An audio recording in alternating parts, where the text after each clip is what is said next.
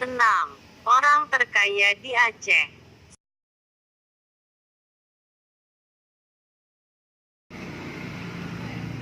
1. Hamzah Aulia, atau yang dipanggil Sugot. Dia seorang pemuda yang bijaksana dan mempunyai banyak kelebihan. Dia seorang pengusaha nasi warteg.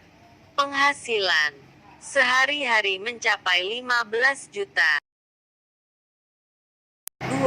Wahyudi atau yang dipanggil Abi. Dia seorang pengusaha kambing dan mempunyai lembu dan bebek. Penghasilan sehari-hari mencapai 20 juta.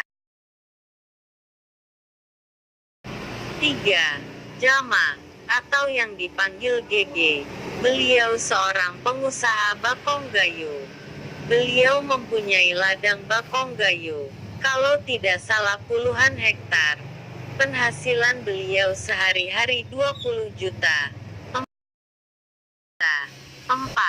Asra, atau yang dipanggil Tengku Jem. Beliau seorang pengusaha jengkol, ubi, pisang, buah panah.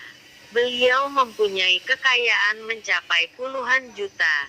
Penghasilan sehari-hari 5 juta. 5.